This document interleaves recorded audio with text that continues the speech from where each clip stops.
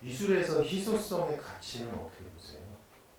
아니, 그러니까 물건이 많으면 싸고 물건이 적으면 비싸지는 거 아니에요? 뭐 그런 차원이지 뭐. 옛날 2005년도만 해도 제가 기억하는 거는요. 그 작업이 희소성, 물론 그게 현실적인 여건의 문제일 수도 있는데 그 작업 방식에서 희소성을 일정 부분은 뭐 부인까지는 아닐지 몰라도 그 부분에 그렇게 비중을 두고 있지 않은 느낌이었어요.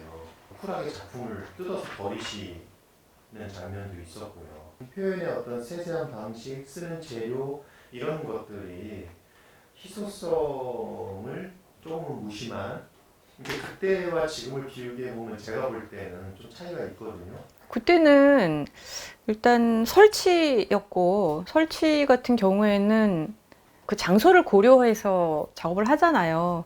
그리고 재료 자체도 보존을 하기 위한 재료가 아니고 말 그대로 그냥 생각을 보여주고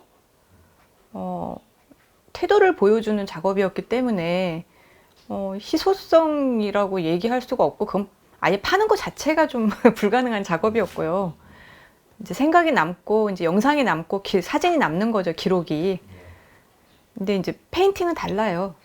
페인팅은 그러니까 제가 작업이 이제 쭉 흘러가다가 페인팅으로 해야 되겠다고 이제 그러니까 결정한 시기부터 페인팅은 생각만 보여주는 하나의 물건이 아니라 페인팅 자체로 또 굴러가요. 페인팅 스스로가 자라나요. 그게 무슨 말이냐면 작업을 하면 그 앞에 있는 걸 내가 그리고 있는 것 같잖아요. 근데 그게 아니라 어쩔 때는 그 그림이 저를 끌고 간다는 느낌이 들 때가 있어요. 그림이 스스로 자라나는 느낌이 들고, 글쎄요. 그걸 뭘 설명을 하긴 좀 어려운데 아무튼 그런 느낌이 들 때가 있어요. 그래서 그림은 따로 굴러가는 어떤 거예요. 예. 근데 말이 자꾸 딴 데로 흐르네. 예. 그러니까 사실 뭐 송 작가님한테 뭐 어머니까지 뭐 물어볼 게 아니지만 송 작가님의 현재 작업은 그런 그 의도하든 의도하지 않든 어떤 그 작품의 희소성 가치가 굉장히 부여받을 수 있는 작업의 형태잖아요. 앞에서 방금 뭐, 얘기했듯이 예. 작업 시간도 오래 걸리고 또 혼자 하고 굉장히 뭐라 그럴까요? 어떤 많은 시간이 축적돼서 나오는 그런 결과물이고 그런 여러 가지 조건들이 희소성의 가치를 부여받을 수밖에 없는 작업의 형태로 보여지거든요. 네. 그런데 또 어떤 작가들은 왜 희소성을 부정하는 작업도 하잖아요. 그런 차이가 있어서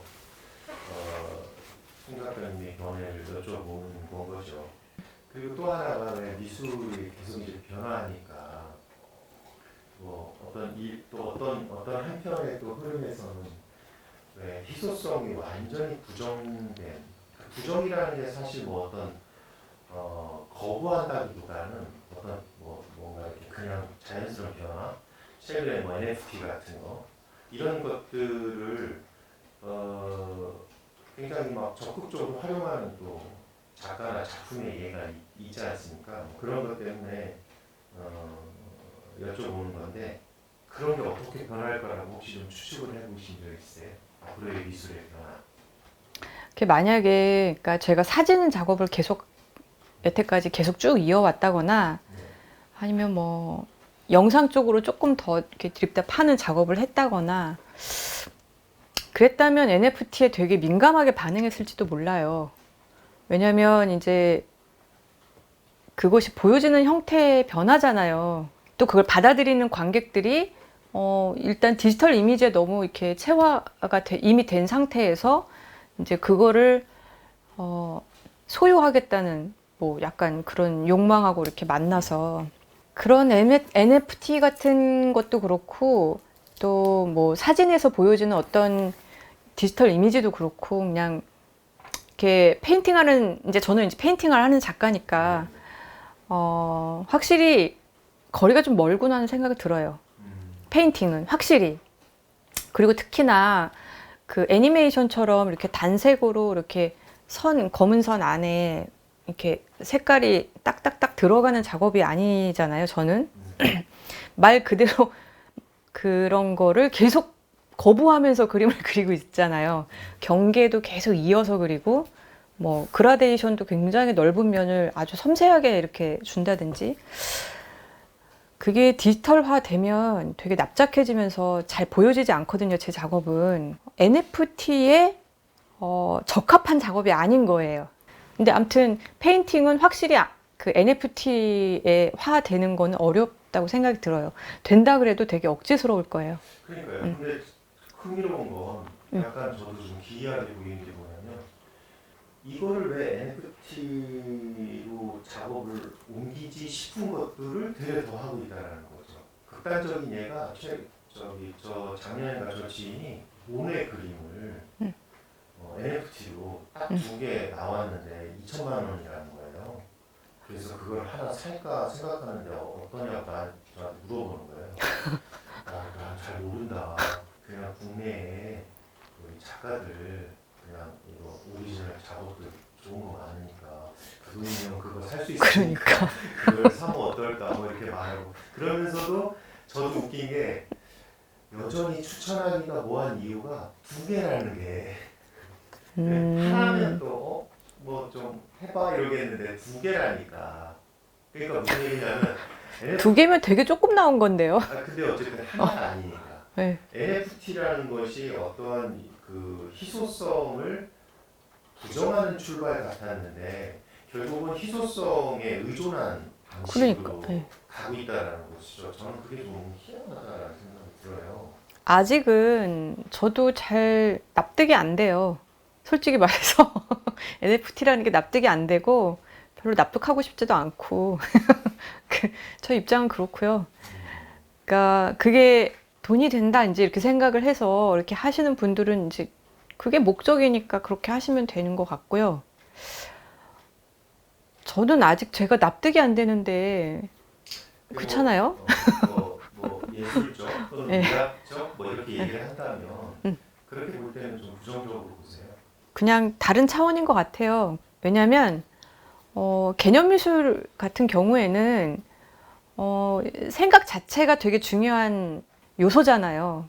그 생각을 나타내는 어떤 방식이나 행위 자체가 중요한 거기 때문에 그거를 나타내는 어떤 조그마한 소품이나 뭐 기록이나 뭐 이런 것들이 중요한 거잖아요. 그럼 소품이나 기록 같은 거를 많이 양산할 수 있잖아요. 많이 양산한 거를 대중들이 싸게 살 수도 있잖아요. 그 생각 자체가 중요한 거니까. 그렇게 치면 NFT도 그런 거의 일환으로 생각할 수는 있겠죠. 근데 이제 페인팅은 그러니까 금과 같은 어떤 물질이잖아요. 금이 이만큼 있어야지 이것과 비등한 화폐가 있다라고 이렇게 그런 등식이 요즘에 형성이 되는지는 모르겠지만 점점 그 돈이 많아지고 있긴 하지만 그쵸? 옛날에 근본이자 할 때는. 근데 페인팅 같은 경우에도 그 그림을 그리고 있는 시간이 페인팅 자체가 계속 현재를 얘기를 하고 있어요. 그러니까 그림을 그린 거는 과거였지만 그 과거의 흔적이 계속 현재에도 존재하고 있는 물질이란 말이죠. 정말 딱 그것만 있는. 그런 경우에 그거를 디지털화 시켜서 NFT를 만든다 한들 그것만 따로 놀게 되는 거지 이 그림하고는 상관이 없잖아요. 그래서 저는 NFT는 페인팅에는 조금 적용하기가 쉽지는 않을 것 같아요. 예. 영상을 포함해서 사진수를 기반으로 한 또 디지털 환경의 어떤 디스플레이가 뭐 소은영 작가를 비롯한 그런 회화 작업의 그 물질성을 그 관람자들에게 그대로 보여줄 수는 없다고 보는 거죠. 그렇죠. 그냥 정말 사진이나 디지털 이미지는 그야말로 정보지 그림 자체는 아니거든요. 그냥 정보를 주는 차원이라서 그림이 될 수는 없죠. 그 말씀하신 것 중에 현재성이라는 말이 제가 100% 이해는 안 되는데 좀 흥미롭게 들리네요. 그래서 어떤 책에서 저도 보면서 무릎을 탁 쳤던 게 그림은 현재다라는 말 자체가 너무 많이 와닿았어요. 그러니까 관객들 입장에서도 그 그림을 보고 있는 그 현재는 작가가 느꼈을 그 당시의 현재와 동일하게 느낄 수 있다라는 생각이 들어서 그림은 좀 그런 의미에서 다른 매체하고 좀 다른 것 같아요. 그 뭐 우리가 과거에 막 수백 년 전에 그림을 사실 보면서 그죠? 어떻게 보면 그렇죠. 그 당시에 우리가 진짜 이제 간 느낌도 들고 음, 네. 맞아요. 화가를 마주보는 느낌 같은 거 예. 그런 게 있는 것 같아요. 가령 뭐 붓질을 할 때 내가 이렇게 갑자기 여기서 힘을 주고 싶어서 콱 하면은 그 자국이 남아 있잖아요. 아니면 그 색을 섞었을 때 그때 심정이 굉장히 격렬해서 과격하게 만들었어, 조색을. 그래서 그 색을 그냥 직접적으로 이렇게 했을 때 다른 주변 색들보다 굉장히 튀게 그렸다든지 뭐 그런 현재성이 있는 거잖아요. 그거를 이제 관객이 볼 때는 이게 직접적으로 느끼는 거죠. 그 관객의 현재가 느껴지는 거죠. 그때만이 있었던 저의 순간적인 감각도 있고 또 순간적으로 몸이 너무너무 힘들었던 적도 있고 뭐 이런 기억들이 다 들어가 있는 거기 때문에 하나하나 다 그렇기 때문에 그런 거에 대해서 강조를 할 수밖에 없죠. 그때그때 마음의 반영이고 그때그때 행위의 반영이잖아요. 그 시간이 다시 올 수 없고 그 행위는 다시 이루어질 수 비슷할 수는 있지만 다시 이루어질 수 없는 행위이고 그렇기 때문에 전 모든 게 다 희소성을 갖고 있다고 생각해요. 아, 그러면 뭐 그럼 모든 남자는 다 아름다워 이렇게 얘기하면 한 남자도 없다는 뜻이네 뭐 이렇게 얘기하면 할 말이 없는데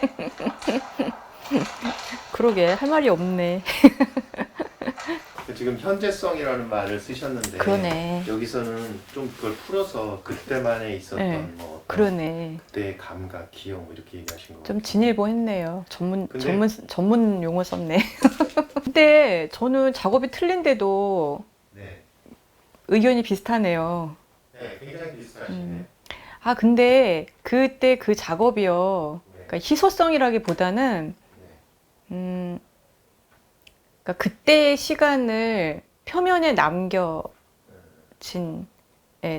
드로잉이었잖아요. 그랬던 것 같아요. 예, 그러니까 그런 얘기를 계속 하는 수밖에 없고, 그러니까 눈에 보여지는 그 드로잉의 모양은 비슷할 수 있지만 시간이 각각 다르니까, 예, 근데 그거를 또 보관해서 뭐 고이고이 모셔놓는 게 아니고 이제 버리잖아요. 예, 그냥 사는 게 좀 그런 것 같고. 근데 이제 그림 같은 경우 제가 그림으로 옮겨갔을 때는 그냥 이렇게 그릇에 하나씩 담는 느낌이 더 좀 강한 것 같아요. 네, 좀 그런 게 차이가 좀 있어요, 확실히. 그러니까 200호에 담고 50호에 담고 뭐 이렇게 캔버스 조그마한 소품에 좀 담고 그게 좀 다르네요. 네. 그릇에 담는다. 뭔가 더 이렇게 신중하고 이렇게 막 뭐라고 그러죠? 정성을 들이고 이러는 느낌이 뭐 느껴지는데요, 전. 그런가요? 그런 의미라기보다는 그 전에는 그냥 이렇게 흩어지게 냅뒀다면 그런 흔적들을 지금은 이제 모셔놓는 거 이렇게 담아놓는 거 그릇에 예. 말이 더 적절할 예, 그릇에 담아놓고 그 그릇을 이제 만들어 놓는 살 사람은 사도 돼 이제 이렇게 되는 거잖아요. 잘 예. 이렇게 예, 담아놓은 좀 그런 게 좀 달라지긴 했네요.